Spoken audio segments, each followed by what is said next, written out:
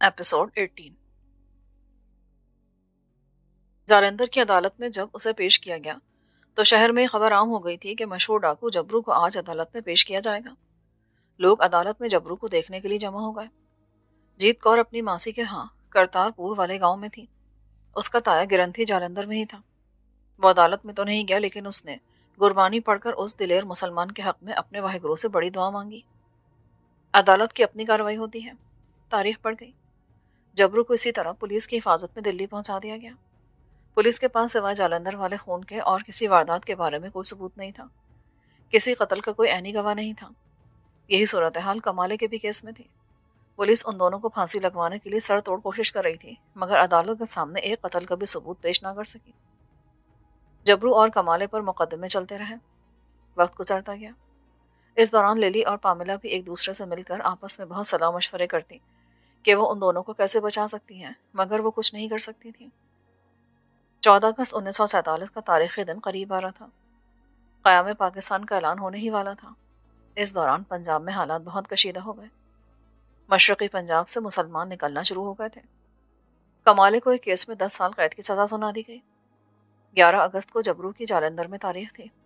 उस तारीख पर जबरू को जालंधर की अदालत पर पहुंचाना इसलिए भी ज़रूरी था कि उस रोज़ उसके केस का फैसला सुनाया जाने वाला था।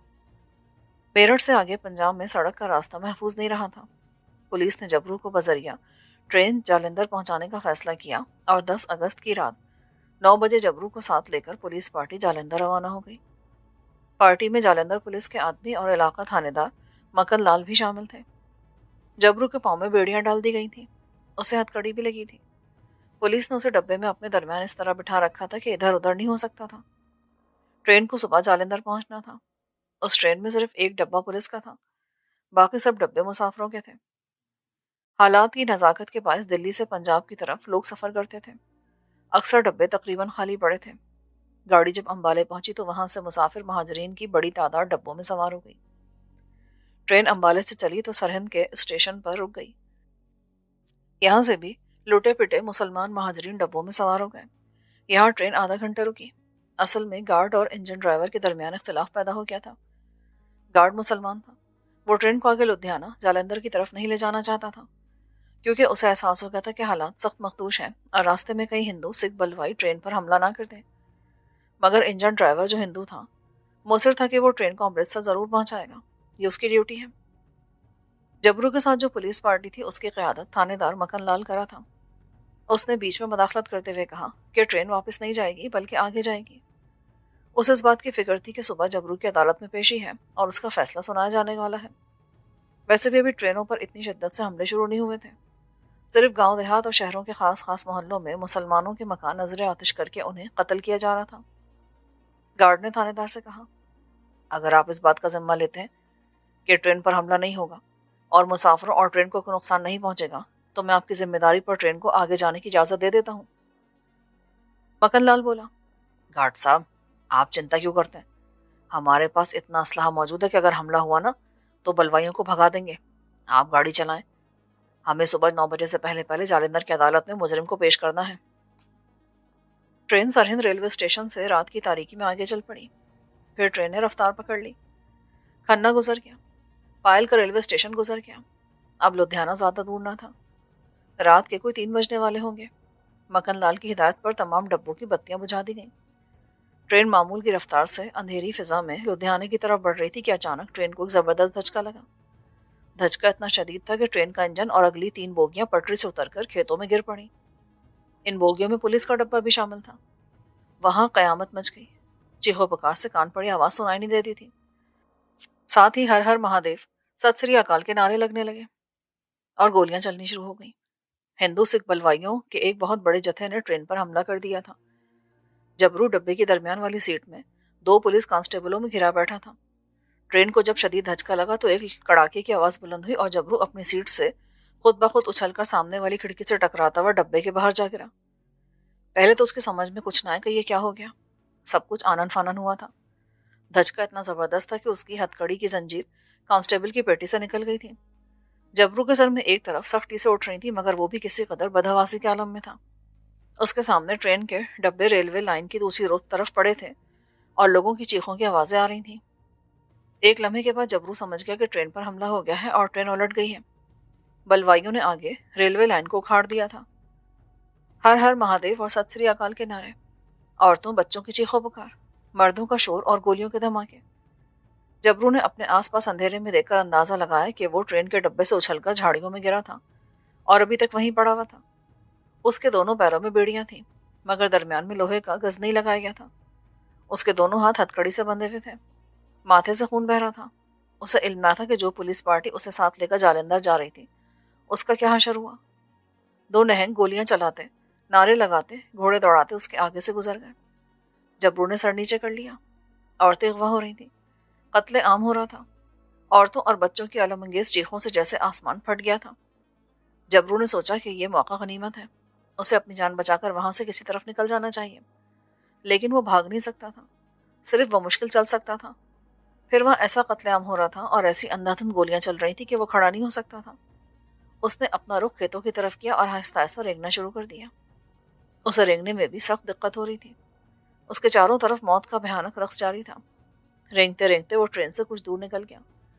बलवाइयों का जोर ट्रेन की तरफ था। औरतों बच्चों की चीखों पुकार की आवाजें उसी तरह आ रही थीं। फिर ये आवाजें दूर होती चली गईं। जबरू को अभी तक यकीन नहीं आ रहा था कि पुलिस पार्टी में से कोई भी उसके पीछे नहीं है। क्या वो सबके सब डब्बे के नीचे दबकर हलाक हो गए थे? उसने सोचा। उसे कोहनियों के बल खेतों में रेंगना पड़ रहा था, क्योंकि उसके दोनों हाथों में हथकड़ी लगी थी। आगे एक छोटी नहर आ गई। पिछले पैर के धनलखे में नहर का पानी राख की तरह लग रहा था। जबरू ने अपने आप को नहर में लुढ़का दिया। नहर का पानी उसके घुटनों तक आया। वो नहर पार कर गया। दूसरे किनारे पर पहुंचकर उसने पीछे देखा। ट्रेन के अगले डब्बे में से एक डब्बे को आग लग गई थी। आसमान पर सितारों की पिलाहट सफेदी में तब्दील होना शुरू हो गई थी। कोई दम में सुबह होने वाली थी। जबरू सुबह होने से पहले पहले किसी महफूज जगह पहुंचकर छुप जाना चाहता था, मगर अब उसे अपनी जिंदगी और आज़ादी की उम्मीद बहुत कम थी। एक तो वो सारा इलाका हिंदू मुस्लिम फसादात की लपेट में आ चुका था। दूसरे उसकी हथकड़ी और बेड़ी पड़ी थी। ज़ाहिर है दिन की रोशनी में जो भी उसको देखेगा, उसे एक मफरूर मुजरिम के सिवा और क्या समझेगा। वो सिर्फ खुदा के भरोसे पर चले जा रहा था। जिंदगी और आज़ादी की एक मुहिम से उम्मीद थी जो उसे खींचे लिए जा रही थी। नहर की दूसरी तरफ ढलान थी। आगे फिर खेत शुरू हो गए थे। वो कुछ दूर तक खेतों में पैदल चलता गया। एक तो उसे टांगे चौड़ी करके चलना पड़ रहा था, क्योंकि मामूल के मुताबिक चलते हुए दोनों बेड़ियां एक दूसरे से टकराकर झनकार पैदा करती थी। दूसरे लोहे की बेड़ियों के टखनों से बार बार लगने से उसके टखने छिल गए थे और चलते हुए दर्द होता था। लेकिन उसने हिम्मत न हारी और कदम कदम चलता गया। खेतों में ऊंची फसल खड़ी थी और एक खेत के साथ साथ छोटी नाली में पानी बह रहा था। अब जबरू रुक रुक कर एक एक कदम करके आगे बढ़ रहा था। उसे ट्यूबवेल के चलने की दबी दबी आवाज सुनाई दी। फसल ऊंची थी। जबरू के कपड़े कैदियों वाले नहीं थे, मगर हथकड़ी और पांव की बेड़ी उसके खतरनाक कैदी होने का सबसे बड़ा सबूत थी। खेत की मिंट पर चलते चलते जब वो मोड़ मुड़ने लगा तो उसे ट्यूबवेल की मशीन की आवाज में रची हुई गुरबानी पढ़ने की इंसानी आवाज भी आने लगी। वो वहीं बैठ गया। उसके आगे जवार की फसल थी। उसने टांडों को एक तरफ हटाकर देखा। ट्यूबवेल की चारदीवारी के पास एक मंजी पर कोई आदमी बैठा धीमी आवाज में गा रहा था। अव्वल अल्लाह नूर उपाया, एक नूर लेके सब जग उच पाया, कुदरत दे सब बंदे, कौन भले कौन मंदे। जबरू ने अमृतसर के एक मोहल्ले वाले गुरुद्वारे में जाप कई बार सुना था। वो वहीं फसल के पीछे बैठा रहा। ट्रेन की तरफ से आने वाली फायरिंग की आवाजें अब रुक गई थी। उसे खतरा था कि अगर पुलिस में से कोई जख्मी या जिंदा होगा तो वो उसकी तलाश में जरूर इन खेतों में आ जाएगा। सामने की तरफ से घुड़सवार दौड़ता हुआ ट्यूबवेल की तरफ आता दिखाई दे रहा था। उसने देखा कि ये घुड़सवार एक सिख था। उसने आगे एक औरत डाल रखी थी। घोड़े की एक तरफ उसके दोनों बाजू और दूसरी तरफ टांगे लटक रही थी। जाहिर है सिख उस औरत को ट्रेन के किसी डब्बे से उठाकर लाया था। औरत शायद बेहोश थी। घुड़सवार सिख ट्यूबवेल पर बैठे सिख के पास आकर रुक गया और बोला, बाबा इस लड़की को ट्यूबवेल में बंद कर दे, मैं भी आता हूँ। चारपाई पर बैठा बूढ़ा सिख जो गुरबानी का जाप कर रहा था गुस्से से बोला, हरनाम सिंह, खबरदार जो इन्हें इत्थे रखिया, ले जा इत्थों। घुड़सवार सिख का घोड़ा खड़ा नहीं हो रहा था। उसने गला फाड़कर कहा, बाबा ए मुसली या मुसली, सारे जा रहे थे ते मैं भी ले आया। ओए हरनामे, ओ क्यों गुरुओं की संख्या नू बदनाम कर रहा है? ओ कोई होश कर, ले जा इसको इत्थों, ले जा। घुड़सवार गुस्से से झंझलाकर बोला, ओ चंगा है फिर, वाहेगुरु दा खालसा, मैं इनू किते और ले जावांगा। वो घोड़े को मोड़कर दौड़ाता हुआ खेतों में दूर निकल गया। उस वक्त चारों तरफ यही तबाही और बर्बादी मची थी। बूढ़े सिख ने पीछे से चीख कर कहा, ओ तू खालसा नहीं है, वो तूने खालसा को बदनाम कर दिया। खालसा तो सबकी धी बहनों की इज्जत को सांझी समझता है। घुड़सवार बेहोश लड़की को घोड़े पर डाले वहां से जा चुका था। सुबह का नूर अब चारों तरफ फैल गया था। जबरू को यह नूर सुबह ही सहमा सहमा लग रहा था। उसके सामने चंद कदमों के फासले पर बूढ़ा सिख अब उसे साफ नजर आने लगा था। उसकी लंबी दाढ़ी थी, सर पर सफेद साफा बंधा था। जबरू के दिल में उम्मीद की हल्की सी किरण पैदा हो चुकी थी। उस बूढ़े के अंदर का इंसान जिंदा था। नफरत और तासुब की जिस इंसानियत से उस आंधी के थपेड़ों ने इस वक्त हर एक को अपनी लपेट में ले रखा था, ऐसे वक्त में ये नेक दिल सिख इंसानी कदरों को अपने सीने से लगाया हुआ था। ये जबरू की मदद कर सकता था। जबरू के पास कोई दूसरा रास्ता नहीं था। वो कदम कदम चलता ट्यूबवेल के पास आ गया। उसने पीछे से आवाज दी, सरदार जी, तुसी मेरी सहायता करोगे? सिख ने मुड़कर जबरू को देखा और देखता ही रह गया। जबरू ने दोनों बीड़ियों को पजामे के ऊपर चढ़ा लिया था, मगर वो बैक वक्त दोनों बीड़ियों को नहीं संभाल सकता था। एक वक्त में एक को ही संभाल सकता था, क्योंकि उसके हाथों में हथकड़ी लगी थी। बूढ़ा सिख चारपाई से उतरा और जबरू के करीब आ गया। वो कौन है भाई तू? मुझे तो कोई जेल से भागा हुआ कातिल लगता है। सरदार जी, मेरी कहानी बड़ी लंबी है। मैं वही हूँ जो आप समझ रहे हो, बल्कि हो सकता है इससे कुछ ज्यादा ही हूँ। लेकिन इस समय मुझे आपकी मदद की जरूरत है। क्या आप मुझे पनाह देंगे? मगर तुम यहाँ कहाँ से आ गए? ट्रेन पर हमला हुआ है, ट्रेन उलट गई है। पुलिस मुझे जालंधर लेके जा रही थी, बस मैं ही बचाऊं और रिंगतवा यहाँ आ गया। अगर आप मुझे पनाह नहीं दे सकते तो ऐसा करें, सिर्फ मेरी हथकड़ी और बेड़ियां किसी तरीके से काट दें, फिर मैं अपनी सुरक्षा खुद कर लूंगा। एक नूर तो सब जग बचया, बूढ़े ने कहा। फिर वो जबरू को लेकर ट्यूबवेल के पीछे आ गया। यहाँ उसने जबरू को जमीन पर बैठा और बोला, ट्यूबवेल के अंदर हथौड़ी तो होगी, मगर तुम्हारे लिए छेनी की भी जरूरत है।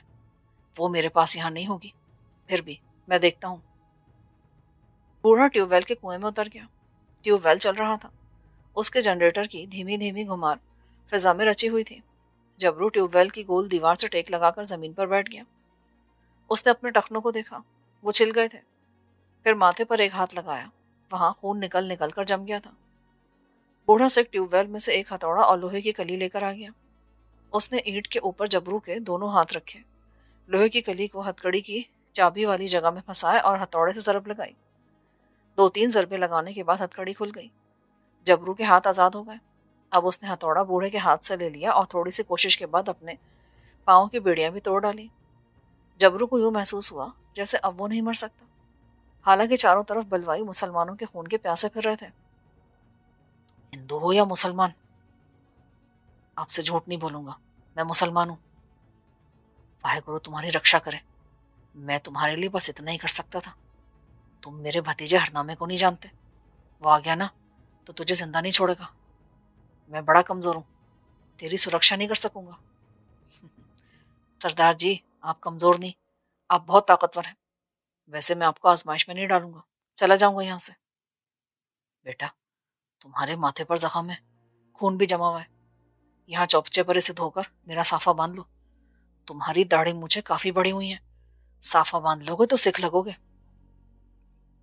जबरू ने चौबच्चे पर बैठकर माथे का खून साफ किया, पानी पिया और सरदार का सफेद साफा लेकर उसे पगड़ी की तरह सर पर बांध लिया। तुम किधर जाना चाहते हो? मुसलमान तो लाहौर की तरफ जा रहे हैं, तुम भी उधर कोई निकल जाओ। वाहेगुरु तुम्हारी रक्षा करे।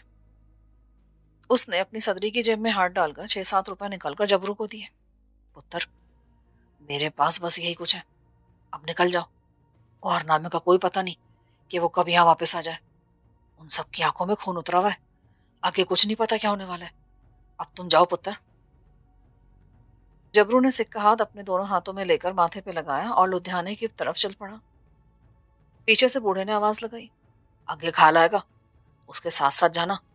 तुम लुधियाने के एक मुसलमान मोहल्ले में पहुंच जाओगे, और अगर वो लोग जिंदा हुए तो तुम्हें जरूर पनाह मिल जाएगी। जबरू तेज कदमों से चलने लगा। ये खेत उसने ट्रेन में आते जाते ही देखे थे। उनमें से इस तरह गुजरने का इत्तेफाक उसे पहले कभी नहीं हुआ था। वो खेतों खेत चलता खाल पर पहुंच गया। उसके पुल पर 2 आदमी खड़े आपस में बातें कर रहे थे। शक्ल से वो मुसलमान लगते थे। जबरू उनके करीब से गुजरा तो एक आदमी ने उसकी तरफ मशकूक नजरों से देखा। اس کی وجہ یہ تھی کہ ایک تو جبرو کی داڑھی بہت بڑی ہوئی تھی، اوپر سے اس نے سر پر صافہ اس طرح باندھا تھا کہ وہ سکھ لگتا تھا۔ دونوں پیچھے ٹرین پر بلوائیوں کے حملے کا ذکر کر رہے تھے۔ جبرو کو دیکھ کر وہ چپ ہو گئے۔ جبرو ان کے قریب سے گزر گیا تو سامنے مسلمان آبادی کے مکان تھے۔ لوگ بہت کم کم نظر آ رہے تھے۔ جبرو نے سر پر سے صافہ اتار کر گلے میں ڈال لیا۔ اب وہ سکھ نہیں بلکہ مسلمان نظر آنے لگا۔ وہ ایک بازار کے پاس پہنچا ہی تھا کہ سائرن کی آواز بلند ہوئی۔ بازار میں جو لوگ صبح کے وقت ناشتے کا سامان وغیرہ لینے نکلے ہوئے تھے، سائرن کی آواز سنتے اپنے اپنے گھروں کی طرف دوڑے۔ جبرو حیران سا ہو کر ایک طرف کھڑا ہو گیا۔ وہ کہاں جاتا؟ سامنے سے ایک جیپ آتی نظر آئی۔ ایک آدمی نے گلی میں سے آواز دی، کرفیو لگ گیا ہے، بھاگو نہیں تو فوج گولی مار دے گی۔ جبرو نے دیکھا کہ جیپ میں کچھ فوجی سوار تھے۔ وہ تیزی سے سامنے والی گلی میں گھس گیا۔ اسے یوں محسوس ہوا جیسے جیپ اس کے پیچھے آ رہی ہے۔ ایک فائر ہوا۔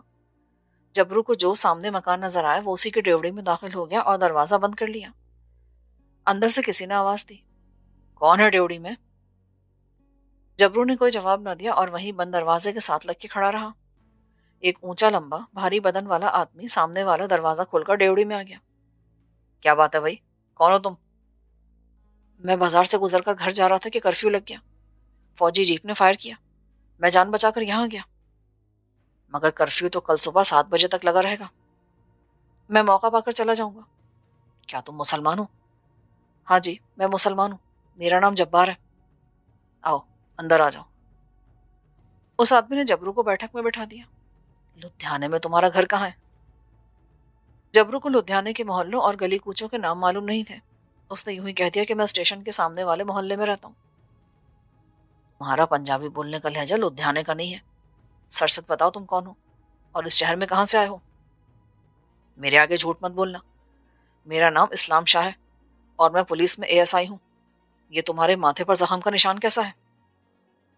آپ مسلمان ہیں تو میں بھی مسلمان ہوں، مگر میں آپ سے کچھ نہیں چھپاؤں گا۔ میں امرتسر کا رہنے والا ہوں۔ دلی سے امرتسر جا رہا تھا کہ ٹرین پر ہندو اور سکھوں نے حملہ کر دیا۔ سینکڑوں مسلمانوں کو شہید کر دیا گیا۔ ٹرین الٹ گئی۔ میں بڑی مشکل سے جان بچا کر یہاں تک پہنچا ہوں۔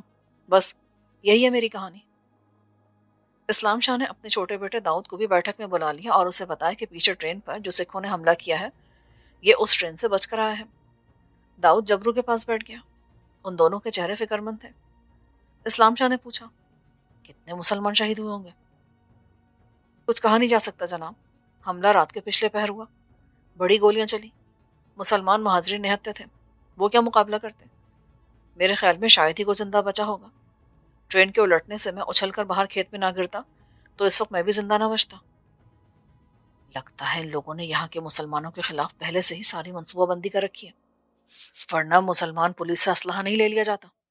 خیر کوئی بات نہیں، جو ہوگا دیکھا جائے گا۔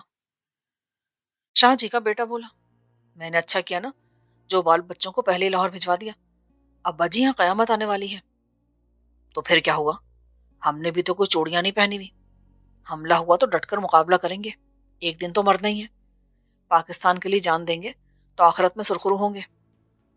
جبار میاں تم نے کچھ کھایا پیا نہیں ہوگا، داؤد اس کے لیے چائے وغیرہ لاؤ۔ جبرو نے خاموشی سے ان لوگوں کے پاس بیٹھ کر ناشتہ کیا۔ اس نے یہی سوچا تھا کہ ہوشیارپور گرداسپور کی طرف سے جموں کشمیر زندہ پہنچنا مشکل ہے، اس لیے وہ امرتسر سے نارووال سیالکوٹ کی طرف سے ہو کر جموں جانے کی کوشش کرے گا۔ امرتسر اس کا اپنا شہر تھا، وہاں اس کے مسلمان رشتہ دار ابھی تک رہ رہے تھے۔ وہ ان کے پاس جا کر اطمینان سے اپنے منصوبے کو عملی شکل دینے کے بارے میں غور و فکر کر سکتا تھا۔ ابھی 14 اگست میں 2 دن رہتے تھے۔ اس روز پاکستان کا اعلان ہونے والا تھا۔ جبرو 14 اگست سے پہلے پہلے امرتسر اپنے رشتہ داروں کے پاس پہنچ جانا چاہتا تھا۔ وہ دن اس نے اسلام شاہ کے گھر پر گزار دیا۔ جب شام ہوئی تو اس نے شاہ جی سے کہا، شاہ جی میں چاہتا ہوں کہ صبح کرفیو کھلتے امرتسر کی طرف چل دوں۔ مگر تم جاؤ گے کیسے؟ مجھے نہیں امید کہ تمہیں کو امرتسر کی لاری وغیرہ ملے، تم پیدل جاؤ گے کیا؟ میں ٹرین میں چلا جاؤں گا۔ پیچھے سے گاڑی کیسے آئے گی؟ ابھی تک ریلوے ٹریفک ٹھیک نہیں ہوا۔ میرا تو یہی مشورہ ہے کہ ابھی لدھیانے سے باہر قدم نہ رکھو۔ پر شاہ جی میرا امرتسر جانا بہت ضروری ہے، وہاں میرے گھر والے بھی ہیں، مجھے ان کی بڑی فکر لگی ہے۔ یہ تو ہے۔ اگر تمہیں ضروری جانا ہے تو ایسا کرو، کل صبح کرفیو کھلتے ریلوے اسٹیشن پر چلے جاؤ، وہاں آس پاس کے دیہات سے آئے ہوئے مسلمان مہاجرین پہلے سے جمع ہیں، میرا خیال ہے صبح تک گاڑی چلنے لگے گی، तुम भी किसी गाड़ी में बैठ जाना, बस यही एक महफूज रास्ता है। रात जबरू ने वहीं गुजारी। दूसरे दिन सुबह शाहजी ने जबरू को शलवार कमीज का एक नया जोड़ा पहनने को दिया। जब कर्फ्यू खुला तो शाहजी खुद जबरू के साथ लेकर बाहर निकले और रेलवे स्टेशन पर छोड़कर खुद अपने थाने की तरफ चल दिए। लुधियाना स्टेशन पर वाकई बेशुमार मुसलमान महाजरीन बेयारो मददगार पड़े थे। वो सब सहमे हुए थे। अभी तक रेलवे स्टेशनों पर हमले शुरू नहीं हुए थे। जबरू भी उनके पास बैठ गया। मालूम हुआ कि एक गाड़ी कलकत्ते की तरफ से आने वाली है। 2 घंटे बाद गाड़ी आई। जबरू भी एक डब्बे में घुसकर बैठ गया। गाड़ी काफी देर प्लेटफॉर्म पर खड़ी रहने के बाद जालंधर की तरफ रवाना हो गई। उसकी रफ्तार कभी तेज हो जाती और कभी हल्की। लोगों को यही डर लगा था कि कहीं रास्ते में हमला ना हो जाए, मगर ऐसा ना हुआ। खैरियत ही रही और गाड़ी जालंधर पहुंच गई। जालंधर में हालात ज्यादा बिगड़े हुए थे और प्लेटफॉर्म के बाहर जंगले के पीछे बलवाई तलवारें और किरपाने लिए खड़े नारे लगा रहे थे। एक सिख रेलवे की वर्दी में आया और बोला, ये गड्डी आगे नहीं जाएगी, आगे खतरा है। तुम लोग अच्छे से पैदल जा सकते हो तो चले जाओ, और रेलवे तुम्हारी जिम्मेदारी नहीं ले सकती। महाजरीन में सन्नाटा छा गया। उस वक्त दिन के 11 बज रहे होंगे। फिजा में गर्मी और हब्स था। जबरू ने सोचा कि बेहतर यही है कि वो इन लोगों से अलग हो जाए और अकेला अमृतसर पहुंचने की कोशिश करे, क्योंकि उसे मालूम था कि काफिलों पर हमले होते हैं। वो आहिस्ता से उठा और रेलवे लाइन के साथ साथ अमृतसर की तरफ चलने लगा। उसने एक बार फिर साफे को सर पर सिखों की पगड़ी की तरह बांध लिया था। अपनी घनी दाढ़ी मूंछों और पगड़ी की तरह बंधे हुए साफे की वजह से वो किसी हद तक सिख ही लगता था। जालंधर से अमृतसर का फासला 40 मील था। उसका ख्याल था कि वो कुछ दूर तक तो सफर करेगा, फिर कहीं बैठकर दिन गुजारेगा और रात को सफर शुरू करेगा और अगले रोज शाम तक अमृतसर पहुंच जाएगा। ये उसके गुमान में भी ना था कि 14 अगस्त के बाद हालात किस कदर संगीन सूरत इख्तियार करने वाले हैं। वो रेल की पटरी के साथ साथ ही सफर करना चाहता था। 1 घंटे तक वो चलता रहा। वो पसीने में शराबोर हो गया। उसने महसूस किया कि आसपास खेतों में कोई इक्का दुक्का किसानी नजर आ जाता था। दूर किसी गांव के कच्चे मकानों से धुआं उठता हुआ भी दिखाई दे रहा था। इतना उसे मालूम था कि जालंधर से अमृतसर के रास्ते में 2 ही अहम कस्बे आते हैं, पहला करतारपुर और दूसरा जंडियाला। उसके बाद मानावाला और फिर अमृतसर आ जाता है। उस वक्त जबरू करतारपुर के करीब पहुंच चुका था। चलते चलते वो थक गया था। उसने रेलवे लाइन से हटकर दरख्तों में एक जगह सब्ज झंडा लहराते देखा तो समझ गया कि यहाँ जरूर किसी मुसलमान बुजुर्ग का मजार है। वो उधर आ गया। ये एक तकिया था। बड़ के दरख्त के साय में छोटा सा अखाड़ा बना था जो खुश्क पड़ा था। साथ ही एक कुआं था। एक बोसीदा सी कोठरी थी जिसके बाहर एक काले कपड़ों और रंग बिरंगे मंकों वाला फकीर बैठा हुक्का पी रहा था। करीबी चबूतरे पर एक कब्र बनी थी जिस पर सब चादर चढ़ी हुई थी और सूखे हार भी थे। जबरू ने फकीर को सलाम किया तो उसने जबरू की तरफ गौर से देखा। क्यों भाई, मुसलमान हो क्या सिख? मैं मुसलमान हूँ बाबा, मगर शक्ल से तो सिख लगते हो। जबरू ने साफा उतार दिया। उसके सर पर सिखों जैसे बाल नहीं थे। जान बहुत प्यारी है, जान बचाने के लिए मुसलमान से सिख बन गए। आओ बैठो सैया। जबरू फकीर के पास बैठ गया।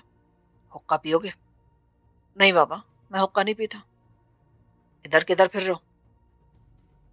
फकीर ने पूछा। वो बड़े इत्मीनान से हुक्का पी रहा था।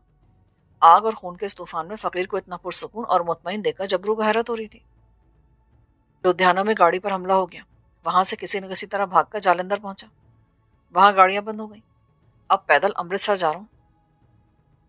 फकीर खामोशी से हुक्का पीता रहा। फिर अपनी गर्दन उठाकर ऊपर बरगद के दरख्त की शाखों को देखा और बोला, आगे तो मौत है, आगे कहाँ जा रहा है? बाबा, मौत तो पीछे भी है, अब मौत से क्या डरना? दुनियादार नहीं लगते। अमृतसर में क्या करते हो? बस एक कारखाने में मजदूरी करता था। तुम्हें भूख लगी होगी, तुम्हारे लिए कुछ खाने को लाता हूँ। फकीर बोसीदा सी कोठरी में गया। अंदर से चंगेर में 2 रोटियां ले आया जिसके ऊपर अचार की 2 फांकें रखी थी। फकीर के पास तो यही कुछ है। जबरू को सख्त भूख लग रही थी। वो दोनों रोटियां खा गया।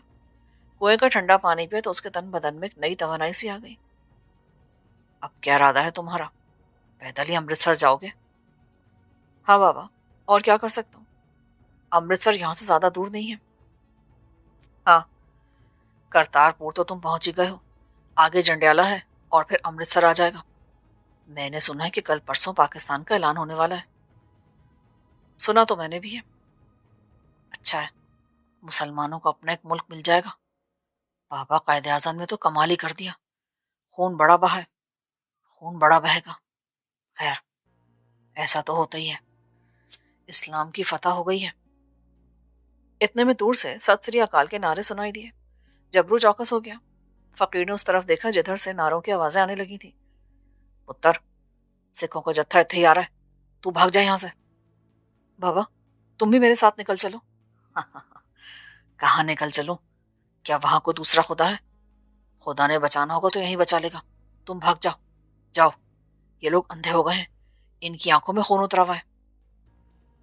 جبرو تکیے سے نکل کر مخالف سمت کھیتوں میں تیز تیز چلنے لگا۔ اسے پتہ نہیں تھا کہ وہ کہاں جا رہا ہے۔ اس وقت اسے صرف اپنی جان بچانے کی فکر تھی۔ ایک غدر سا چاروں طرف مچا ہوا تھا۔ جبرو نے صافہ سر پر سکھوں کی طرح باندھ لیا تھا۔ ست سری اکال کے نعروں کی آوازیں جیسے اس کا پیچھا کر رہی تھی۔ اس نے مڑ کر دیکھا، کچھ فاصلے پر گرد اڑتی دکھائی دی۔ اس گرد میں اسے کچھ گھوڑے اور نیزوں کی چمک بھی نظر آئی۔ یہ سکھوں کا بہت بڑا جتھا تھا۔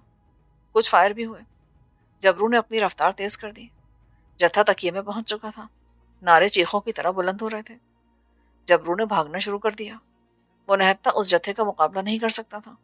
اسے بہرحال اس وقت تک اپنی جان بچانا تھی جب تک کہ دشمن اس کے سامنے نہیں آ جاتا۔ پھر جبرو یقینی طور پر اکیلا نہ مرتا بلکہ دو تین کو مار کر مرتا۔ کھیتوں کے پار کچھ کچے مکان تھے۔ جبرو نے اپنا رخ ان مکانوں کی طرف کر لیا۔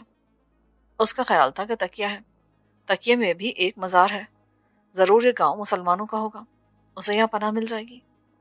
اس نے دوڑتے ہوئے کھیتوں کو عبور کیا اور جو پہلا مکان سامنے نظر آیا اس کا دروازہ کھول کر صحن میں داخل ہو گیا۔ صحن میں ایک لڑکی کونے میں چولہے کے پاس بیٹھی روٹیاں پکا رہی تھی۔ ایک اجنبی کو مکان میں اس طرح گھستے دیکھ کر گھبرا کے اٹھ کھڑی ہوئی۔ وہ کون ہے تو؟ بھایا، باہر تو آ ذرا۔ سامنے دو کوٹریاں تھیں۔ ایک کوٹری میں سے ایک لمبا اونچا ادھیڑ عمر سکھ اور دوسری کوٹری سے اسی عمر کی ایک سکھ عورت باہر نکل آئی۔ سکھ نے جبرو کی طرف غصے سے دیکھا اور تحکمانہ انداز میں پوچھا، اوے کون ہے تو؟ کدھر سے آیا؟ اس دوران جبرو نے روٹیاں پکاتی سکھ لڑکی کو اور اس سکھ لڑکی نے جبرو کو پہچان لیا۔ تم جیت کون ہو نا؟ جیت کے چہرے پر خوشی کی لہر دوڑ گئی۔ ادھیڑ عمر سکھ اب جبرو کے پاس آ گیا۔ وہ جبرو کو کندھے سے پکڑنے ہی والا تھا کہ سکھ لڑکی نے چلا کر کہا، بھایا، اسے کچھ نہ کہنا، یہ وہی ہے جس نے ہندو گڈوں کو قتل کر کے میری عزت بچائی تھی۔ تو جبرو ہے جوان؟ ہاں، میں جبرو ہوں۔ جتا حملہ کرنے آ رہا تھا، میں پناہ لینے یہاں گیا، سوچا شاید یہ کسی مسلمان کا گھر ہو۔ سکھ نے جبرو کو اپنے سینے سے لگا لیا۔ وہ تم اسے مسلمان کے گھر سمجھو، تم کوٹری میں چلے جاؤ، میں جتھے والوں کو سنبھالتا ہوں، جلدی کرو۔ جبرو جلدی سے کوٹری میں چلا گیا۔ ادھیڑ عمر سے ایک عورت خوشگوار حیرانی سے بولی، جیتو، کیا یہ وہی مسلمان ڈاکو ہے؟ جیت کور نے لپک کر اس کوٹری کا دروازہ بند کر کے کنڈی لگا دی جس کے اندر جبرو پناہ لیے ہوئے تھا۔ ہاں ماسی، وہی ہے، میں اس کی شکل کیسے بھلا سکتی ہوں؟ یہ تو میرا بڑا دلیر ویر ہے ماسی، اس نے ویر بن کر ایک بہن کی عزت بچائی تھی۔ پر یہ تو پکڑا گیا تھا نا، تمہارے بھائی نے کہا تھا کہ اس بیچارے کو ضرور پھانسی ہو جائے گی۔ یہ میرا دلیر بھائی ہے ماسی، جیل توڑ کے بھاگ نکلا ہوگا۔ واہ گرو کرم کرے، جتھے کسی کس کے پیچھے لگے میں۔ ادھیڑ عمر سکھ مکان کے باہر دو تین سکھوں سے بات کر رہا تھا۔ یہ کوکے سکھ تھے، ان کے کپڑے زرد تھے اور زرد پگڑیوں پر چکر لگے تھے، ہاتھوں میں نیزے تھے اور وہ گھوڑیوں پر سوار تھے۔ ایک کوکا سکھ کہہ رہا تھا، وریام سنگا، وہ مسلح تھا، تکیے سے نکل کر وہ اتھے آیا تھا، اگر وہ تیرے پاس ہے تو اسے ہمارے حوالے کر دو۔ جیت کور کے خالو ادھیڑ عمر وریام سنگھ نے کہا، میرے گھر وہ مسلح آتا نا تو میں خود اس کا گھاٹا اتار دیتا، وہ تیرا انتظار نہ کرتا۔ کوکے سکھوں کو وریام سنگھ کی بات پر یقین آ گیا اور وہ گھوڑیوں کی بھاگے موڑ کر واپس چلے گئے۔ وریام سنگھ صحن میں آیا تو اس کی بیوی نے پوچھا، وہ تو چلے گئے، پر اب اس کا کیا ہوگا؟ اسے کب تک گھر میں چھپا سکو گے؟ گاؤں والوں کو تو پتہ چل جائے گا۔ تو کیوں گھبراتی بھلی لوگ، اس کی جان بچانا ہمارا فرض ہے، زندگی تو واحگرو کے ہاتھ میں، کچھ نہ کچھ سوچ لیں گے، میں اس سے روٹی کا پوچھتا ہوں۔ او کڑیے، تو روٹی ڈال۔ سکھ عورت چارپائی پر بیٹھ گئی، جیت کو روٹیاں ڈالنے لگی۔ وریام سنگھ جبرو کی کوٹری میں آ گیا۔ جبرو صورتحال کی سنگینی سے واقف تھا۔ سردار جی، آپ کو خطرہ نہ مول لیں، میں شام ہوتے یہاں سے امرتسر کی طرف نکل جاؤں گا۔ چلے جانا، چلے جانا، پہلے روٹی تو کھا لو۔ روٹی تو جی میں نے تکیے پر فقیر سے کھائی تھی۔ انہوں نے اس فقیر کو ضرور مار دیا ہوگا، وہ ان کے ہاتھ سے نہیں زندہ بچ سکتا تھا۔ और मैंने उसे कल ही कहा था कि बोती साई, यहाँ तेरी जान को खतरा है, किसी और तरफ न जा। पर वो हंसकर यही कहता रहा कि सरदार जी, जहाँ भी जाएंगे तो मौत मेरे साथ ही जाएगी, फिर अपने ठिकाने पर क्यों ना बैठा रहूं। ओ पुत्र, चारों ओर आग लगी है, खून के दरिया बह रहे हैं। 13 साल में अमृतसर जाना ठीक नहीं। वो तू इत्थे ही रह, मैं तेरा कोई ना कोई बंदोबस्त कर दूंगा। सरदार जी, मैं कातिल और मफरूर मुजरिम भी हूँ, बाद में कहीं पुलिस आपको तंग ना करे। और कित्थे की पुलिस, और कित्थे के मफरूर मुजरिम, वो यहाँ हर कोई हत्यारा बना है। पुलिस को अपनी पड़ी है, तूफान मचा हुआ है, सब उलट पुलट हो गया, कहीं को कानून ही नहीं। कल पाकिस्तान बन जाएगा, फिर तुम पाकिस्तान चले जाना, मैं तुम्हारा कोई ना कोई इंतजाम कर दूंगा। अब तुम आराम करो। परियाम सिंह कोठरी से बाहर आकर चारपाई पर बैठ गया। जीत कौर ने उनके सामने कांसी की थाली में थोड़ी सी भाजी और रोटियां रख दी। परियाम सिंह की सिख पत्नी भी उसके सामने चारपाई पर बैठी थी। वो रोटी खाने लगा, फिर बोला, उसने तकिए में रोटी खा ली थी। और पुत्र जीत कौर, तू भी रोटी खा ले बैठकर। जीत कौर ने अपनी मासी के आगे भी रोटी की थाली रख दी और वरयाम सिंह से पूछा, भाया, जबरू वीर को कुछ होगा तो नहीं ना? और तुझे बड़ा ख्याल है अपने वीर का, वो मुसला है, और तेरा वीर कैसे हो गया? वो तो अपने साथ हमें भी मरवाएगा। सिख औरत उसे डांटते हुए बोली। वरयाम सिंह ने दबी जुबान में अपनी बीवी को सरजनिश करते हुए कहा, बस बस, ज्यादा जुबान न खोल, चुपचाप रोटी खा। एक मुसलमान एक सिख औरत का भाई क्यों नहीं हो सकता? ये कहो कि हमने श्री गुरु नानक जी की शिक्षा को दिल से भुला दिया है। अब मेरी एक बात कान खोल कर सुन लो, तू गांव में किसी से कोई बात ना करना। ओ मैनू की लोड़ पड़ी है, मैं किसी से कोई गल्ला नहीं करांगी, पर यहाँ लोग आते जाते हैं, कब तक छुपाओगे उसको? बरयाम सिंह खामोशी से रोटी खा रहा था। जीत भी चूल्हे के पास बैठी बादल नहास्ता रोटी खा रही थी। उसका दिल खाने से उखड़ गया था। वो डरती थी कि कहीं उसकी मासी किसी जत्थे को जबरू की खबर ना कर दे, फिर जबरू का जिंदा बचना नामुमकिन था। जीत कौर को जबरू से अपने भाई जैसा प्यार हो गया था। वो उसकी जान बचाने के लिए अपनी जान भी कुर्बान कर सकती थी। उसकी समझ नहीं आ रहा था कि वो जबरू को इस आग से कैसे बचाए जो चारों तरफ लगी हुई थी। उसने वरयाम सिंह की तरफ देखा। रोटी खाते हुए वो किसी गहरी सोच में गुम था। उसकी बीवी ने खाना खत्म किया और चारपाई से उठते हुए बोली, मैं आराम करने जा रही हूँ, अब तुम जानो तो तेरा काम, पर इस घर पे ना कोई मुसीबत ना ले आना। वरयाम सिंह ने रोटी खाते हुए जहर भरी नजरों से अपनी बीवी को देखा और खामोशी से खाना खाता रहा। फिर उठकर खुरे में जाकर पंप से पानी निकालकर हाथ धोए, कुल्ली की, दाढ़ी को साफे से पूछा, मुझे डर है कि तेरी मासी को गड़बड़ न कर दे पुत्र। उस बहादुर मुसलमान को हर हालत में बचाना चाहता हूं मैं, वो यहाँ सुरक्षित नहीं है। तो तू मैनू दस, तो मैं की करा? वो जीत कौर के करीब ही खड़ा था। जीत कौर ने थाली परे कर दी और दुपट्टे के पल्लू से हाथ साफ करती उठ खड़ी हुई। भाया, यहाँ बैठ जा, और मैं तेनू का रास्ता दस दिया। बरयाम सिंह वही चौके के पास चारपाई पर बैठ गया। भाया, खेतों में जो तेरा ट्यूबवेल है ना, उसको तो तुम ही खोलते हो और तुम ही बंद करते हो। उसकी चाबी भी तुम्हारे पास ही होती है। जबरू को 2 एक दिनों के लिए वहां छुपा दो, वहां तो तुम्हारे सिवा कोई नहीं जाता। जब जरा हनेरे रुकी ना तो उसे पाकिस्तान रवाना कर देंगे। हाँ कुड़िए, और मैंने तो ख्याल ही नहीं आया। मैं आज शाम को जबरू को ट्यूबवेल में छोड़ाऊंगा, पर खबरदार, और तेरी मासी को उसकी खबर ना होने पाए। मासी को कैसे खबर होगी? तुम कहना कि मैं जबरू को करतारपुर रेलवे स्टेशन छोड़ने जा रहा हूँ, वहां से वो पाकिस्तान चला जाएगा आप ही। आहिस्ता बोलो, हो सकता है तेरी मासी कोठरी में जाग रही हो। अब तुम चुप करो, मैं ट्यूबवेल में पराली बिछा देता हूँ, उसके लिए रोटी पानी का इंतजाम भी मैं खुद ही कर दूंगा। वो मकान से बाहर चला गया। जीत कौर घर के कामकाज में लग गई। दूसरी कोठरी में जबरू सो गया था। उसकी आंख खुली तो कोठरी में अंधेरा था। उसने दरवाजा खोलकर बाहर देखा। शाम हो गई थी। सहन में एक लालटेन जल रही थी। जीत कौर चूल्हे के पास बैठी खाना पका रही थी। उसकी मासी भी पास ही बैठी थी। जीत कौर ने जबरू को देखा तो बोली, वीर जी, मैं भी रोटी देती हूँ। मासी ने बुरा सा मुंह बनाकर जबरू की तरफ देखा और फिर मुंह दूसरी तरफ फेर लिया। जबरू कोठरी से बाहर निकलने लगा तो जीत कौर की मासी ने कदरे तुर्शी के साथ दबी जुबान में कहा, बाहर क्यों निकलते हो? किसी ने देख लिया ना तो तेरे साथ हम भी जिंदा नहीं बचेंगे। जबरू वापस कोठरी में चला गया। वो जान गया था कि यह सिख औरत उसकी वहां मौजूदगी नापसंद करती है। शाम होते दूर से हर हर महादेव और सत श्री अकाल के नारों की आवाजें एक बार फिर सुनाई देने लगी। एक बात का फैसला वो अपने दिल में कर चुका था کہ وہ اتنی آسانی سے نہیں مرے گا اور دشمن کے 10-15 آدمیوں کو مار کر مرے گا۔ پولیس کے بارے میں وہ جانتا تھا کہ سارا معاملہ الٹ پلٹ ہو گیا ہے، ہر جگہ فسادات شروع ہو چکے ہیں، آگ اور خون کی ہولی کھیلی جا رہی ہے۔ ایسے حالات میں پولیس اسے کہاں تلاش کرتی پھرے گی؟ اتنے میں صحن کا دروازہ کھلنے کی آواز آئی۔ اس نے دروازہ ذرا سا کھول کر صحن میں دیکھا۔ وریام سنگھ اندر داخل ہوا اور سیدھا چولہے چوکے کی طرف چلا گیا جہاں اس کی بیوی اور جیت کور بیٹھی تھی۔ وہ ان سے باتیں کرنے لگا۔ جبرو کو آوازیں آ رہی تھی۔ بھلی لوگ ہے، تو پسند نہیں کرتی تھی نا کہ یہ مسئلہ ہمارے گھر میں رہے، تے اب خوش ہو جا، او میں نے اس کا پکا بندوبست کر دیا ہے۔ کرتارپور کے اسٹیشن پر مسلوں کا قافلہ کر بیٹھا ہے، رات کو ایک اسپیشل گاڑی نے لے کر واگا کی طرف جانے والی ہے، او میں جبرو کو اسٹیشن پہ لیے جا رہا ہوں۔ وریام سنگھ کی بیوی بڑی خوش ہوئی۔ سردار جی، او میں تو تیرے بھلے کے لیے کہہ رہی تھی، اسے جتنا جلدی ہو سکے نا اسٹیشن پر لے جاؤ، اور قافلے کے ساتھ ہوگا نا تو کوئی سے کچھ نہیں کہے گا۔ جیت کور خاموش تھی۔ وہ جانتی تھی کہ وریام سنگھ جبرو کو کہاں لے جا رہا ہے۔ وریام سنگھ اٹھ کر کوٹری کی طرف آیا تو جبرو پیچھے ہٹ کر چارپائی پر بیٹھ گیا۔ وریام سنگھ اندر آیا۔ پتر، یہ نہ سمجھنا کہ میں تجھے یہاں رکھنا نہیں چاہتا، ایسی گل نہیں ہے، اور گل یہ ہے کہ تیرا یہاں رہنا خطرے سے خالی نہیں، حالات بہت خراب ہو گئے۔ سردار جی، میں خود آپ کو کسی مصیبت پہ نہیں ڈالنا چاہتا، مجھے اجازت دیں، اب میں یہاں سے نکل جانا چاہتا ہوں۔ اور میں اپنے جیتے جی تجھے موت کے حوالے نہیں کروں گا، اسی لیے کہ تو نے ہمارے خاندان کو خرید لیا ہے۔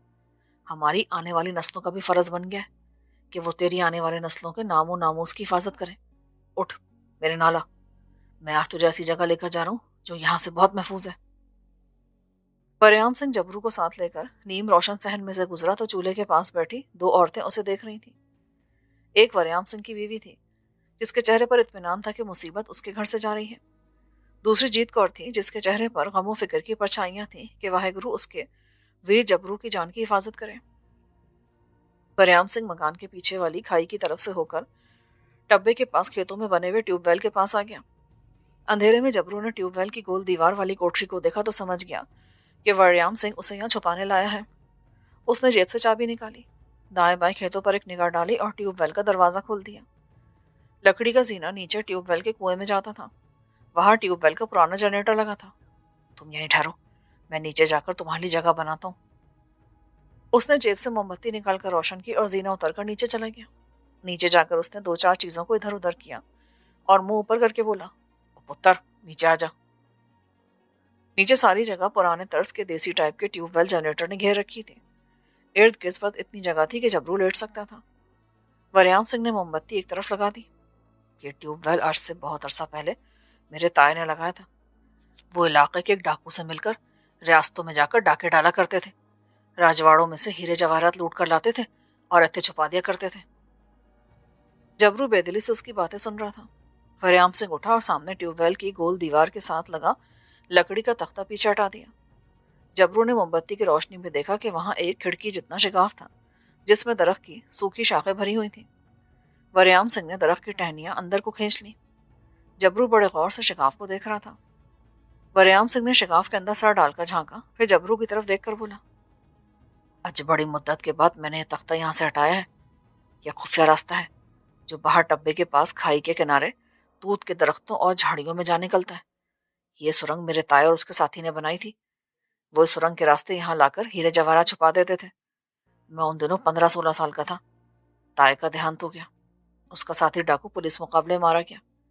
میں نے سرنگ کے دونوں طرف درختوں کی شاخیں ڈال کر اسے بند کر دیا کیونکہ اب اس کی کوئی لوڑ نہیں تھی، لیکن اب تمہیں اس کی لوڑ ہے۔ میں ٹیوب ویل کو باہر سے تالا لگا دیا کروں گا، تم اس سرنگ میں سے باہر کھیتوں میں اپنی ضرورت کے وقت جا سکتے ہو۔ سرنگ میں تم جھک کر چل سکتے ہو، میں باہر سے بھی سرنگ کا منہ کھول دوں گا۔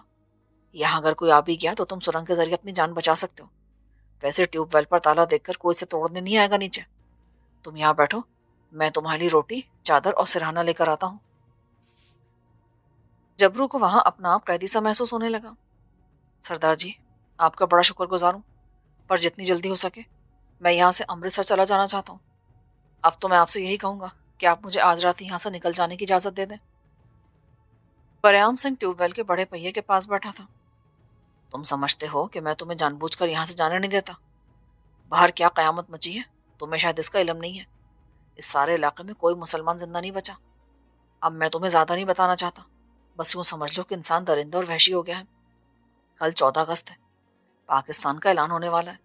ہو سکتا ہے اس کے بعد دونوں طرف خاموشی ہو جائے، اور یہ بھی ہو سکتا ہے کہ آگ اور بھڑک اٹھے۔ کل تک تمہیں اسی جگہ چھپے رہنا چاہیے، اس کے بعد جیسے حالات ہوئے ویسا ہی کریں گے۔ حالات کی نزاکت کا احساس جبرو کو بھی تھا۔ سوچا 14 اگست کا دن دیکھ لینا چاہیے۔ وریام سنگھ ٹیوب ویل کو باہر سے تالا لگا کر چلا گیا۔ آدھے گھنٹے بعد وہ روٹی لے کر واپس آ گیا۔ اس کے ساتھ ایک دری، ایک سرہانا اور ایک چادر بھی تھی۔ اس نے اشارتاً بتایا کہ اس کی بیوی کو اس کا وہاں رہنا پسند نہیں تھا۔ جبرو چپ رہا۔ اس نے روٹی کھائی۔ وریام سنگھ چنگیروں پانی کی گڑوی لے کر چلا گیا، یہ کہہ کر کہ وہ صبح چائے لے کر آئے گا۔ جبرو نے کسی نہ کسی طرح رات گزار دی۔ ٹیوب ویل کے اوپر والے دروازے کی درزوں میں سے جب دن کی روشنی جھلکنے لگی تو جبرو دیوار کے شگاف والی سرنگ میں سے گزر کر باہر ٹبے کے پاس والی جھاڑیوں میں آ گیا۔ ٹیوب ویل بند تھا، کھیتوں کی نالی میں پانی بھرا تھا۔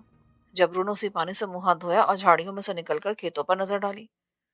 سورج نکل آیا تھا، مگر کھیتوں میں دور دور تک عجیب وحشت اور ویرانی سے چھائی ہوئی تھی۔ کہیں کوئی کسان ہل چلاتا دکھائی نہیں دے رہا تھا۔ دور امرتسر کی طرف درختوں کے اوپر دھوئیں کا بادل سا چھایا ہوا تھا۔ جبرو واپس ٹیوب ویل میں آ کر بیٹھ گیا۔ تھوڑی دیر گزری کہ وریام سنگھ اس کے لیے کانسی کی گڑوی میں چائے اور پراٹھا لے کر آ گیا۔ رات زیادہ تکلیف تو نہیں ہوئی؟ بس گزر ہی گئی۔ وریام سنگھ نے رومال کھول کر اس کے آگے پراٹھا رکھا۔ یہ جیتو نے بنایا، کہتی تھی میرے ویر جبرو کو کہنا کہ سارا پراٹھا کھائے۔ جبرو کی آنکھوں میں آنسو آ گئے۔ اسے اپنی بہن یاد آ گئی جو اس کے ظالم باپ سے چھپ چھپ کر اسے اسی طرح روٹی کھلایا کرتی تھی۔ اس نے جلدی سے آنسو آنکھوں ہی آنکھوں میں پی لیے۔ سردار جی، آج 14 اگست ہے، باہر تو سب ٹھیک لگتا ہے۔ میرا خیال ہے کہ لوگ اپنی اپنی جگہ پر جم گئے ہوں گے۔ میں آج رات ہی چلا جاؤں گا۔ لگتا تو ایسا ہی ہے پتر، میں اصل حالات تمہیں شام کو آ کر بتا سکوں گا۔ جبرو کو ناشتہ کرا کر وریام سنگھ ٹیوب ویل بند کر کے واپس گھر چلا گیا۔ جیت کور نے ایک طرف ہو کر وریام سنگھ سے پوچھا، میرے ویر نے سارا پراٹھا کھا لیا تھا نا؟ ہاں۔ وریام سنگھ نے چائے کا اپنا گلاس اٹھانے کے بہانے چادر کے اندر چھپائی ہوئی خالی گڑوی چولہے کے پاس رکھ دی۔ اس کی بیوی ذرا پرے بیٹھی دودھ پلو رہی تھی۔ سردار جی، یہ تسی سویلے کتنے چلے گئے تھے؟ او جانا کتنے میں نے، کرتی کامے کھیتوں سے بھاگ گئے۔ ٹیوب ویل بند پڑا ہے۔ جو مسلمان کھیتوں میں کام کرتے تھے انہیں تمہارے بھائی ہندوؤں نے قتل کر دیا۔ اور کتنے جانا ہے، کی کرنا ہے؟ باہر سے نعروں کی آواز آئی۔ گاؤں کے لڑکے جے ہند، جے ہند، بھارت ماتا کی جے کے نعرے اور ست سری اکال کے نعرے لگاتے گزر گئے۔ وریام سنگھ خوش ہو کر بولا، وہ جیتو پتر، تمہیں بدائی ہو، ہندوستان آزاد ہو گیا ہے۔ وریام سنگھ کی بیوی نے منہ بنا کر کہا، اور پاکستان بھی تو مسلمانوں نے بنا لیا ہوگا۔ بھائی آخر مسلمانوں کو یہاں اپنا الگ وطن بنانے کا حق کیوں نہیں ہے؟ تم بڑے حمایتی ہو مسلمانوں کے، جب بھی اس ڈاکو کو اٹھا کر یہاں لے آئے تھے۔ جیت کور نے اپنی بدمزاج اور متعصب ماسی کی طرف کنکھیوں سے دیکھا۔ او بھائی اب تو وہ چلا گیا نا، شاید پاکستان پہنچ بھی گیا ہوگا۔ پھر وہ اٹھ کر مکان سے باہر آ گیا۔ ہندو اور سکھ لڑکے ہاتھوں میں کانگریس کی جھنڈیاں لیے بھارت ماتا کی جے کے نعرے لگاتے چلے جا رہے تھے۔ پیچھے پیچھے گاؤں کا گرنتھی چلا رہا تھا۔ وہ کہنے لگا، وریام سنگھ، او بدھائی ہو بھائی، ہندوستان سے انگریز چلا گیا، ہندوستان آزاد ہو گیا۔ پر وریام میں او یہ بڑا برا ہوا کہ پاکستانی بن گیا۔ ہاں جی، یہ تو بڑا برا ہوا۔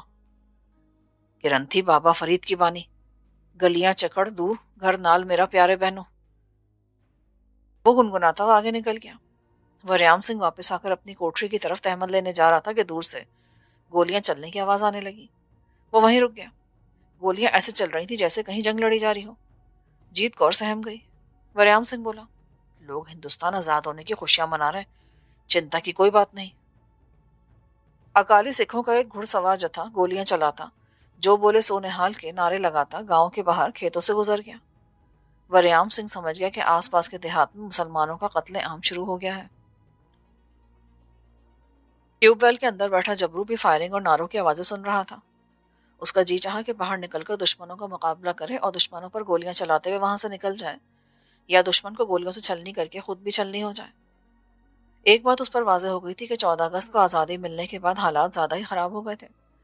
گولیوں اور ست سری اکال کے جیکاروں کی آوازیں دور ہوتی چلی گئیں۔ ٹیوب ویل کے باہر موت کا سناٹا چھا گیا۔ थोड़ी देर गुजरी थी कि वरयाम सिंह जबरू के लिए जवार की रोटी, अचार और चाय की गड़वी ले आया। उसने बताया कि हालात ज्यादा खराब हो गए हैं। सरदार जी, मैं यहाँ से चला जाता हूँ, जो होगा देखा जाएगा। मैं नहीं चाहता कि मेरी वजह से आप पर को आफत आए।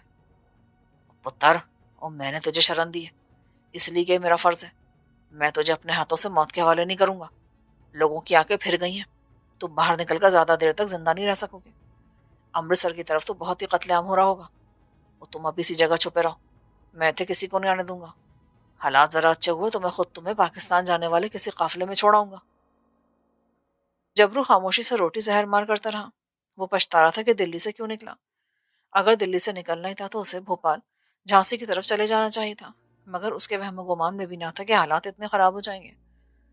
वो सियासी सूझबूझ नहीं रखता था। हालात क्या रुख इख्तियार कर सकते हैं, इसका जबरू अंदाजा नहीं लगा सका था। वरयाम सिंह चला गया। जाते हुए वो ट्यूबवेल को हस्बे मामूल ताला लगा कर गया था। बाहर से एक बार फिर नारों और गोलियों की आवाजें आने लगी। ये आवाजें दूर से सुनाई दी और फिर गायब हो गई। जबरू मौत से नहीं डरता था, बल्कि वो तो मौत से हमेशा खेलता आया था। उसे अब भी यकीन था कि वो दो चार को मार के मरेगा। वो इस बात से बेखबर था कि बलवाई, हिंदू, सिख जत्थों की शक्ल में हमलावर हो रहे हैं। ये जत्थे मुसलमानों के खून के प्यासे थे और उनके नरखे में फंसकर अकेला आदमी, खा वो कितना ही दिलेर क्यों ना हो, ज्यादा देर तक मुकाबला नहीं कर सकता। काफी सोच विचार के बाद जबरू ने यही फैसला किया कि वो वापस दिल्ली चला जाएगा और कमाले से राब्ता पैदा करने की कोशिश करेगा। लिली और पामिला इस सिलसिले में उसकी मदद करेंगी। वो कमाले को दुश्मनों के पास छोड़कर अकेला जम्मू कश्मीर की तरफ नहीं जाना चाहता था। शाम हुई तो सरदार वरयाम सिंह उसके लिए रोटी लेकर आ गया।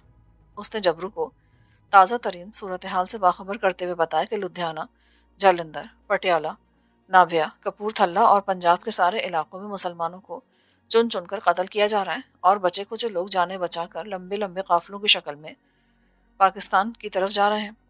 उन काफिलों पर भी रास्ते में जगह जगह हमले हो रहे हैं और मुसलमानों की लाशें जरनैली सड़क और खेतों में जगह जगह बिखरी पड़ी हैं। वरयाम सिंह का दिल भी इन हालात से गमजदा था। वो कहने लगा, ये वही हिंदू सिख हैं जिनकी आंखों पर लीडरों ने नफरत की पट्टी बांध दी है। नफरत एक वबा बनकर फैल रही है। जो किसी मुसलमान को बचाने की कोशिश करता है, बलवाई उसे भी मार डालते हैं। मैं तुम्हें सिर्फ सूरत हाल का बता रहा हूँ। ये ना समझना कि मैं यहाँ तुम्हें रखना नहीं चाहता। ऐसी बात नहीं है। मैं अपनी जान देकर भी तुम्हारी हिफाजत करूंगा। सरदार जी, मैं किसी तरह से कश्मीर की तरफ नहीं निकल सकता। वहां मुसलमानों की अक्सरियत है। वहां मेरे कुछ जानने वाले भी हैं। कश्मीर के रास्ते में गुरदासपुर, होशियारपुर, कोटा और जम्मू पड़ता है, और सारे इलाकों में मुसलमानों के खून की नदियां बह रही हैं। हाँ, एक बात हो सकती है। वो क्या? तुम्हारी दाढ़ी मूंछों के बाल काफी बढ़ गए हैं।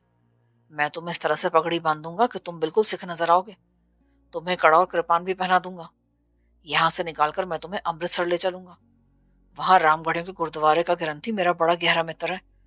वो बड़ा नेक दिल इंसान है। उसके सेवादार कश्मीर आते जाते रहते हैं। वो तुम्हें अपने साथ कश्मीर ले जाएंगे। जबरू का जहन जैसे एकदम बदल गया। क्या ऐसा नहीं हो सकता कि आप मुझे अंबाले से आगे निकाल दें?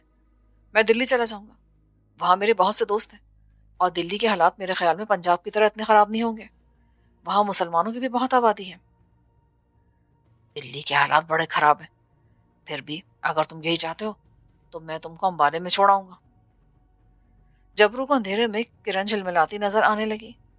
वो वहां कमाले से राब्ता पैदा करने की कोशिश करेगा, फिर उसे किसी तरह से फरार करवाकर वहां से बंबई की तरफ चला जाएगा, और जो ही पंजाब में गड़बड़ खत्म हुई, वो दोनों कश्मीर अपने कश्मीरी मुजाहिदीन के पास पहुंच जाएंगे। बस ये ठीक है, आप मुझे अंबाले तक पहुंचा दें, मगर कोई ऐसी तरकीब सोचें कि जिससे आपकी जान को भी कोई खतरा ना हो। ये काम तो जान की बाजी लगाकर ही करना पड़ेगा पुत्र, पर तुम फिक्र ना करो। आज की रात और कल का दिन किसी तरह इत्थे ही गुजार दो। कल शाम को मैं तुम्हें यहाँ से निकाल के ले चलूंगा। इतनी देर में मैं कुछ हालात का जायजा भी ले लूंगा। वरयाम सिंह चला गया। जबरू ने किसी न किसी तरह रात उस ट्यूबवेल के कुएं में गुजार दी। सारी रात रुक रुक कर सत श्री अकाल के नारों और गोलियों को चलने की आवाजें आती रही। दूसरे दिन वरयाम सिंह हस्बे मामूल जबरू के लिए रोटी और चाय लेकर आ गया। और मैंने 2 घोड़ियों का इंतजाम कर लिया है। जालंधर तक घोड़ियों पर सफर करना होगा। पाकिस्तान से हिंदू, सिख, शरणार्थियों से भरी हुई रेलगाड़ियां आ रही हैं। जालंधर से हम किसी शरणार्थी ट्रेन में सवार होकर अंबाले की तरफ आसानी से निकल जाएंगे। बल्कि तुम उसी रेलगाड़ी में आगे दिल्ली तक भी जा सकते हो।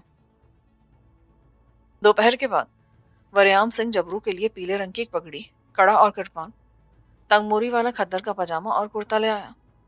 जबरू के सर के बाल भी पट्टे बन गए थे। वरयाम सिंह ने खुद उसके सर के बालों को ऊपर खींचकर बीच में रुमाल से बांधा और उसे अपने हाथ से सिखों की तरह पगड़ी पहना दी।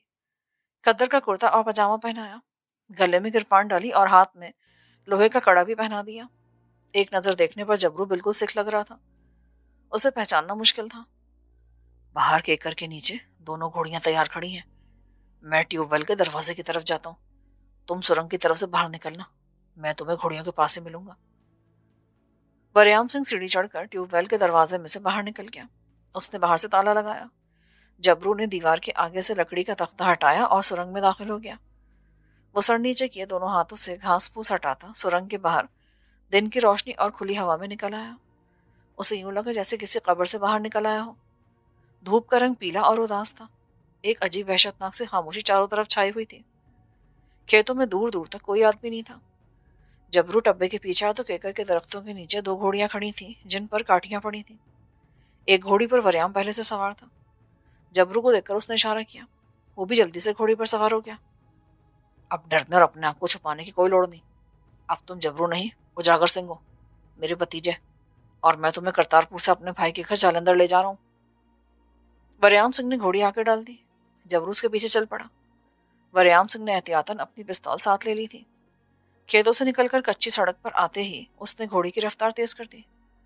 अपने इलाके से मैं जल्द निकल जाना चाहता हूँ। जबरू ने भी घोड़ी को एड़ लगा दी।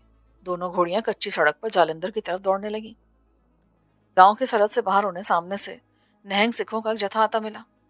वरयाम सिंह ने उन्हें देखकर ही बुलंद आवाज में कहा, वाहेगुरु जी का खालसा, वाहेगुरु जी दी फतेह। जत्थे के नहंग सिखों ने भी ऊंची आवाज में फतह बुलाई और करतारपुर की तरफ निकल गए। उन सिखों के हाथों में लंबे लंबे नेज़े थे। जाहिर है वो एक तरफ से मुसलमानों का कत्लेआम करके आए थे और दूसरी तरफ उनका कत्लेआम करने जा रहे थे। आगे एक खेत के करीब से गुजरते हुए जबरू ने झाड़ियों में कटी हुई लाशें पड़ी देखी। ये मुसलमानों की लाशें हो सकती थी। उनके करीब उनका सामान बिखरा हुआ था।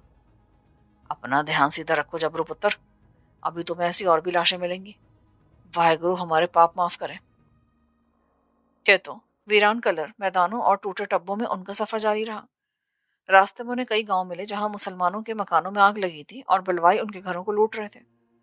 जो मुसलमान भाग सकते थे वो भागकर किसी न किसी काफिले में शामिल हो गए थे, और जो नहीं भाग सके थे उनकी कटी फटी लाशें गांव के बाहर बिखरी पड़ी थी। वरयाम सिंह जालंधर की तरफ जाने वाली रेल की पटरी को निगाह में रखे हुआ था। वो सिग्नल के खंभों को देखकर सफर कर रहा था, मगर वो रेलवे लाइन से दूर रहना चाहता था। उसे एक छोटा सा स्टेशन दिखाई दिया। वो वीरान पड़ा था। वरयाम सिंह ने घोड़ी को दुल्की कर दिया, दूर से स्टेशन की तरफ इशारा किया। इसके आगे एक स्टेशन आएगा, फिर हम जालंधर पहुंच जाएंगे। अब वरयाम सिंह घोड़ियों को रेलवे लाइन के करीब ले आया। वो दरमियानी रफ्तार से चल रहे थे। एक छोटा सा देहाती स्टेशन गुजर गया। यहाँ जबरू को रेलवे लाइन की दोनों तरफ झाड़ियों और ढलान पर जगह जगह मुसलमानों की कटी फटी लाशें ही लाशें नजर आईं। वरयाम सिंह ने जल्दी से घोड़ियों को खेतों में डाल दिया और बोला, इधर से आ जाओ, उधर मत देखना। गेत लाशों के ऊपर मंडला रहे थे। ये उन मुसलमानों की बेगोरो कफन लाशें थी जो पाकिस्तान पर कुर्बान हो गए थे। जबरू का दिल गुस्से गम के मिले जुले जज्बात में डूब गया। जालंधर शहर की मजाफाती आबादियां शुरू हो गई थीं। वरयाम सिंह को जालंधर रेलवे स्टेशन के अक्सर लोग जानते थे। वो वहां जबरू को साथ लेकर नहीं जाना चाहता था। अगरचे जबरू सिख के हुलिये में था, फिर भी वरयाम सिंह जानता था कि जबरू पुलिस को भी मतलूब है। जालंधर स्टेशन वीरान वीरान था। कोई ट्रेन नहीं थी। वरयाम सिंह ने जबरू से कहा, हम स्टेशन के बाहर ही रहेंगे। मैं तुम्हें अपने भाई के घर में नहीं जाना चाहता। वहां मालूम नहीं क्या हालात पेश आए। हर तरफ हालात खराब है, कुछ भी हो सकता है। दिल्ली जाने वाली कोई ना कोई शरणार्थी गाड़ी जरूर आ जाएगी। तुम्हारा क्या विचार है? ठीक है सरदार जी। दोनों सा जालंधर रेलवे स्टेशन के यार्ड के बाहर पहुंच गए थे। वो घोड़ियों से उतर आए। रेलवे स्टेशन के यार्ड के पीछे मुसलमानों का मोहल्ला सुनसान पड़ा था। एक दो मकानों से धुआं उठ रहा था। वो सड़क से हटकर रेलवे की जंगले वाली दीवार के पास ही घोड़ियों को बांधकर बैठ गए। तुम अगर इसी जगह बैठे रहोगे तो मैं स्टेशन से कुछ खाने को लेकर आता हूँ। कहीं जाना नहीं। याद रखना, तुम्हारा नाम उजागर सिंह है, तुम्हारे मामू का नाम वरयाम सिंह है, और हम दोनों अंबाले जा रहे हैं। वरयाम सिंह पैदल ही रेलवे यार्ड में चल पड़ा। जबरू लोहे के जंगले से टेक लगाकर बैठा रहा। सड़क पर से एक फौजी जीप तेजी से गुजर गई। पुलिस का एक भी सिपाही वहां नजर नहीं आता था। पुलिस का सारा निजाम दरहम बरहम हो गया था। जालंधर पुलिस के मुसलमान एहलकारों को या तो शहीद कर दिया गया था या वो किसी तरह जान बचाकर भाग निकल गए थे। थोड़ी देर में ही वरयाम सिंह कुछ ठंडी पूरियां और आलू की भाजी ले आए। स्टेशन से बस यही कुछ मिला है। उन्होंने ठंडी पूरियां खाई, रेल की पटरियों के करीब एक नलके पर जाकर पानी पिया और फिर उसी जगह आकर बैठ गए। सूरज गुरूब हो रहा था। एक गहरी उदास सुरमई सी धुंध आसमान पर मगरिब की तरफ बढ़ती चली जा रही थी। मौसम हब्स-आलूद था। एक सिख रेलवे कुली वहां से गुजरा तो वरयाम सिंह ने उससे पूछा कि शरणार्थी ट्रेन कब आएगी। आती ही रहती हैं। पाकिस्तान में सिखों के घाटे उतारे जा रहे हैं। हमने भी यहाँ एक मुसला नहीं छोड़ा। तुम यहाँ कहाँ से आ गए? बस महाराज, दिल्ली अपने भाई बंधु की खैरियत मालूम करने जा रहे हैं। सुना है दिल्ली में भी हालात बड़े खराब हैं। कुली रेलवे लाइनों की तरफ निकल गया। जाते जाते वो कह रहा था, वहां भी एक मुसले को नहीं छोड़ेंगे। अब उनका पाकिस्तान बन गया तो यहाँ उनका कब्रिस्तान बनाएंगे। जबरू गहरा सांस लेकर खामोश रहा। वरयाम सिंह बोला, मेरा विचार है कोई ना कोई रेल शरणार्थियों को लेकर लाहौर से जरूर आ रही होगी। जबरू ने कोई जवाब न दिया। शाम का धुंधला का रात की स्याही में तब्दील होने लगा था। उन्हें वहां बैठे बैठे घंटा गुजर गया। अचानक वरयाम सिंह को ख्याल आया कि घोड़ियां तो वहीं खड़ी हैं। वो उठ खड़ा हुआ। घोड़ियां तो मुझे भाई क्या रखनी थी, ख्याल ही नहीं आया। तुम इतने ही बैठो, मैं घोड़ियां छोड़ के अभी आता हूँ। यहाँ से इधर उधर मत हो जाना। वरयाम सिंह घोड़ी पर बैठा और दूसरी की बात थाम ली, फिर शहर की तरफ चल दिया। जबरू उस बाजार की तरफ देख रहा था जो आगे चौक में जाकर बाएं तरफ मुड़ जाता था। उसके आगे हिंदुओं का वो मोहल्ला आ जाता था जिसके अंदर वाले मकान में उसने वरयाम सिंह की भांजी जीत कौर की इज्जत बचाते हुए 3 हिंदू गुंडों का खून कर दिया था। आम हालात होते तो वहां बैठने का तस्वुर भी नहीं कर सकता था, मगर हालात ही अक्सर तब्दील हो चुके थे। पुलिस का सिपाही वहां कहीं नजर नहीं आ रहा था। कभी कभी कोई फौजी जीप जरूर गुजर जाती थी। इतने में शहर की तरफ से भोंपू की आवाज आने लगी। एक सिख साइकिल तेज तेज भगाता सड़क पर से गुजरा तो उसने जबरू की तरफ देखकर कहा, सरदार जी, कर्फ्यू लग गया, घर जाओ, गोरा फौज गोली मार देगी। जबरू जल्दी से रेलवे का लोहे का जंगला पार करके रेलवे यार्ड के अंदर हो गया। उसे इतना मालूम था कि रेलवे स्टेशन के अंदर कर्फ्यू नहीं लगता। वो रेलवे लाइन के पास लकड़ी के एक स्लीपर पर बैठ गया। एक इंजन चंट करता कुछ फासले पर से गुजर गया।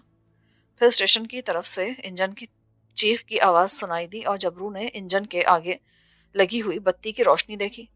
ये शरणार्थी रेलगाड़ी थी जिसकी छत पर भी हिंदू सिख शरणार्थी सवार थे। जबरू को इसी गाड़ी में दिल्ली जाना था। वरयाम सिंह अभी तक नहीं आया था। जबरू बेचैनी से बाजार की तरफ देखने लगा जहां अंधेरा हो गया था। किसी खंबे की बत्ती नहीं जल रही थी। वो सोचने लगा कि अगर पीछे कर्फ्यू लग गया है तो वरयाम सिंह कैसे आएगा। उसने वरयाम सिंह का ख्याल दिल से निकाल दिया। वो सिख के भेस में था। पाकिस्तान से आने वाली सिखों और हिंदू से भरी हुई शरणार्थियों की रेलगाड़ी जालंधर स्टेशन पर पहुंच चुकी थी। वो बड़े इत्मीनान से उस गाड़ी में दिल्ली तक सफर कर सकता था। वो उठा और प्लेटफॉर्म की तरफ रेलवे यार्ड में चलने लगा। वो प्लेटफॉर्म के करीब पहुंचा तो सामने से वरयाम सिंह आता नजर आया। उसका सांस फूला हुआ था। वो सारे शहर में कर्फ्यू लग गया है। भलवाई मुसलमान मोहल्लों में लूट मार के बाद आग लगा रहे थे। अगर मैं जरा भी देरी करता ना तो तुमसे मुलाकात ना हो पाती। चलो चलो, शरणार्थी गाड़ी आ गई है। सरदार जी, आप तकलीफ ना करें, मैं खुद ही दिल्ली चला जाऊंगा। वरयाम सिंह बोला, मुझे लोगों की जुबानी मालूम हुआ है कि दिल्ली में भी खूनरेज फसादात शुरू हो गए हैं। तुम जिस हुलिये में हो, ये हुलिया लेकर किसी मुसलमान मोहल्ले में भी नहीं जा सकते। अब मैं खुद तुम्हें दिल्ली छोड़कर आऊंगा और तुम्हें परेशान होने की लोड़ नहीं। दिल्ली के चांदनी चौक वाले गुरुद्वारा से सचगंज का एक सेवदार मंगल सिंह मेरा लंगोटिया है। तुम्हें अपने साथ उसके घर ले जाऊंगा। फिर वहां से तुम जिधर जाना चाहो चले जाना, मैं वापस आ जाऊंगा। रेलगाड़ी हिंदू सिख शरणार्थी औरतों बच्चों और मर्दों से भरी पड़ी थी। रेल की छत पर भी लोग अपने अपने सामान के पास बैठे थे। हिंदुस्तान में दाखिल होने के बाद उनके चेहरों की रौनक बहुत हद तक वापस आ गई थी। वरयाम सिंह और जबरू प्लेटफॉर्म पर ट्रेन के साथ साथ चलते आखिरी डब्बे तक आ गए। कहीं तिल धरने को जगह न थी। जालंधर स्टेशन पर कुछ शरणार्थी जरूर उतरे थे, मगर ट्रेन के रश में कोई फर्क नहीं पड़ा था। वरयाम सिंह बोला, इसी तरह फिरते रहे तो गाड़ी छूट जाएगी। वो जबरू को साथ लेकर एक डब्बे में घुस गया। थोड़ी देर बाद ट्रेन चल पड़ी। शरणार्थियों ने जो बोले सोने हाल और भारत माता की जय के नारे लगाने शुरू कर दिए। ये हिंदू सिख पनागुजीरों की ट्रेन थी, इसलिए हर स्टेशन पर रुकती थी ताकि जिन शरणार्थियों को जहां उतरना है उतर जाएं। ये लोग जगह जगह नफरत और इंतकाम की आग में भड़कते हुए नारे लगाते और स्टेशन पर आए हुए गैर मुस्लिम बलवाइयों को मुसलमानों के खिलाफ भड़काते उतर रहे थे। ٹرین کی رفتار بہت ہلکی تھی. یہ صبح کے وقت جا کر کہیں میرٹھ پہنچی. میرٹھ کے پلیٹ فارم پر ہندو سکھ بلوائی تلواریں لیے پھر رہے تھے. ٹرین میں سے ایک شرنارتھی نے کالی ماتا کا نعرہ لگایا اور چلا کر کہا، تمہارے شہر میں مسلمان کیوں چین سے رہ رہے ہیں؟ او شرم کرو شرم. ہندو سکھ بلوائی یہ کہہ کر پلٹ گئے کہ ابھی ایک ایک کا حساب چکا دیتے ہیں. جبرو اور وریام سنگھ ڈبے میں پھنسے ہوئے بیٹھے تھے. خدا خدا کر کے غیر مسلموں کی یہ پناہ گزیر ٹرین دلی پہنچ گئی. دلی اسٹیشن پر بھی ویرانی چھائی ہوئی تھی. کچھ ہندو سکھ دوڑتے ہوئے شرنارتھیوں کے پاس آ کر پوچھنے لگے کہ پاکستان میں ان کے کتنے آدمی مارے گئے ہیں. وریام سنگھ نے جبرو کو آنکھ سے اشارہ کیا. دونوں ٹرین سے اتر پڑے.